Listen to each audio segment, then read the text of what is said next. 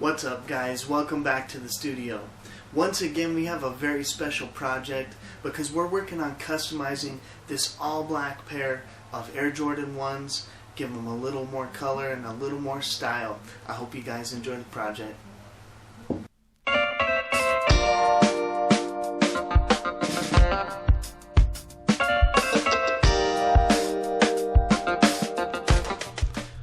Alright guys, so we're going to start by taping off the areas around the swoosh symbol.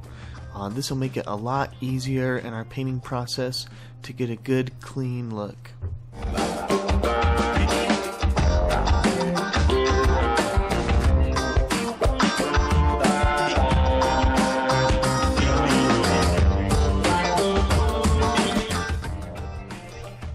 I'm also going to utilize a razor knife to get some of the finer details carved out of the tape. Just be sure you don't cut too deep and penetrate any of that nice leather.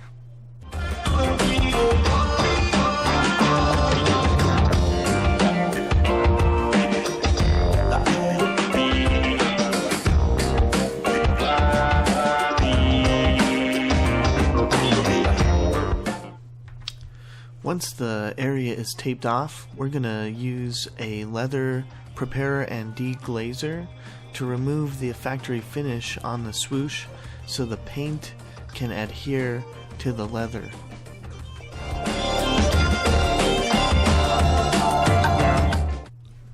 You can tell this process is working by inspecting your cotton cloth to see if any of the dye is coming up from the leather.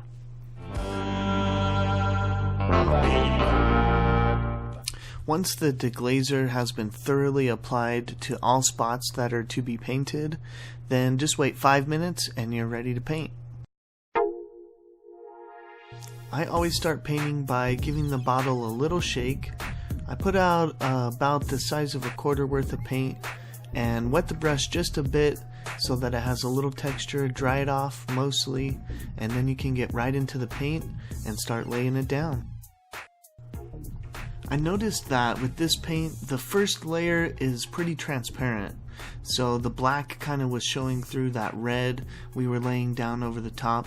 But don't worry guys, because as we build up the layers, that red will be really nice and vibrant, but it will still maintain the texture of that leather.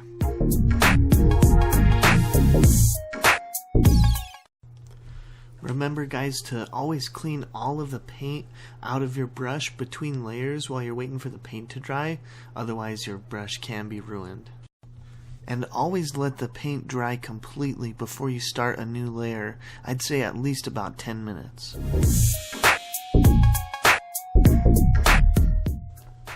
The manufacturer of this paint recommends that you apply it in several thin layers to achieve the best result.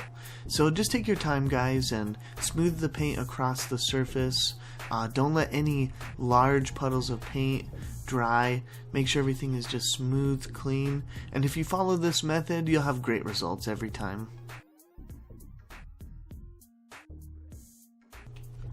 As we start the third layer, you can already see the red becoming more vibrant, and as we build the layers up, it'll look better and better as we go.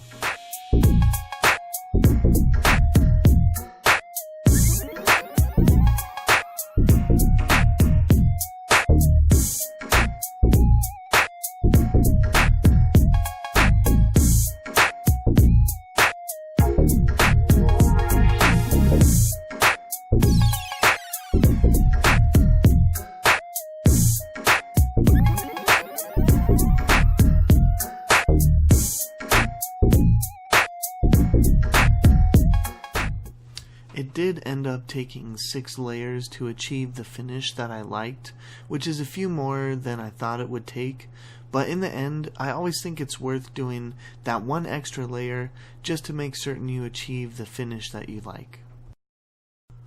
This is the other great part about using tape, is the reveal of your work after you're done painting, and no cleanup, clean lines, looks good.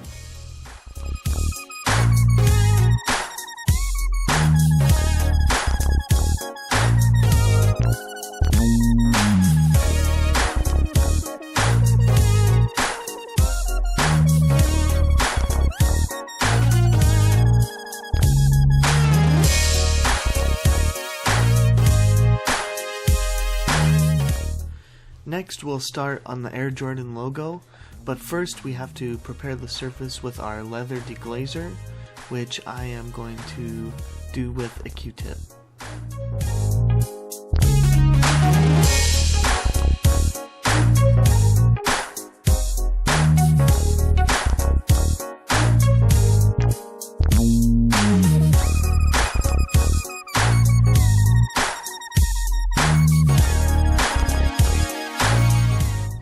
Alright, so the logo is definitely the most difficult part of this custom. My best advice would just be to take your time, really look at the details that you're filling in, and if you don't quite get it on the first pass, it's okay, because you can go back with the base color and touch up some details, but the white really lays down pretty good, so you shouldn't have to do more than 2 layers of that. And like I say, just take your time, try to have some fun with it, and it'll all work out. It also helps to have a photo of the Air Jordan logo on hand, just to reference some of those small details.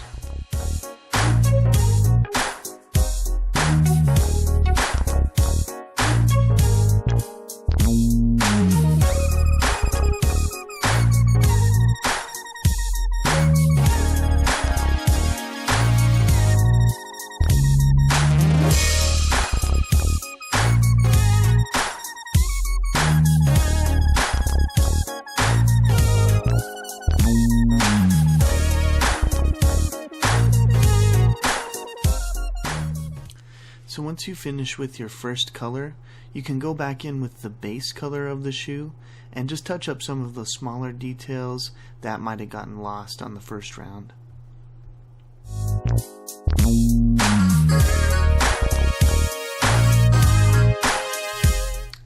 This portion can take several hours, but if you take your time and really look at the details, you can come out with a really nice result.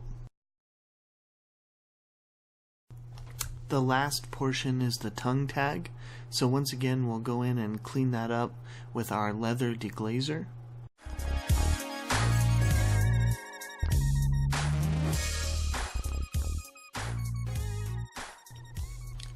For the Jordan logo and the tongue tag, I'm using the smallest possible brush that I can find, just to get those details. And once again guys, like I say, just taking your time on this stuff. Really looking for the details, going back in and touching up if you need with some of the base color, but also just trying to have some fun along the way and enjoy the process.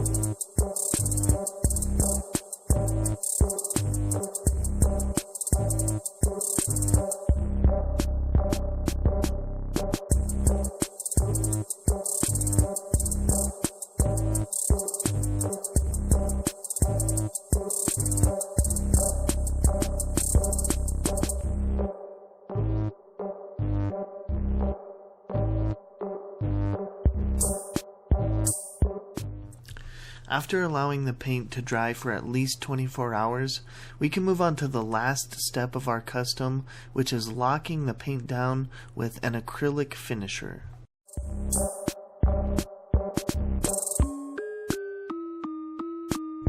Similar to the paint, I'm applying one thin coat of the acrylic finisher, allowing 10 minutes to dry, and then applying a second coat.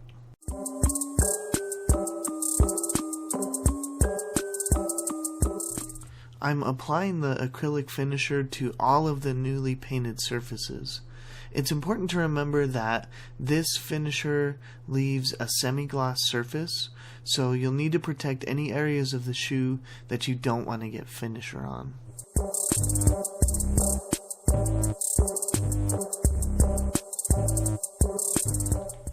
I decided not to tape off the area around the Air Jordan logo, so I'm just being very careful not to go outside the lines as I'm applying the acrylic finisher.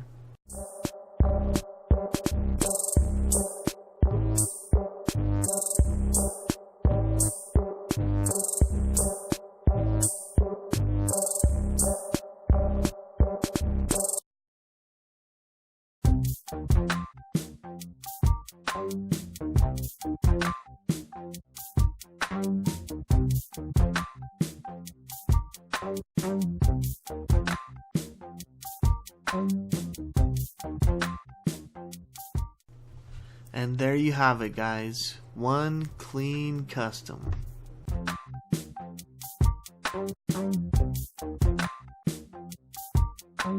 Thank you guys for joining us on this project.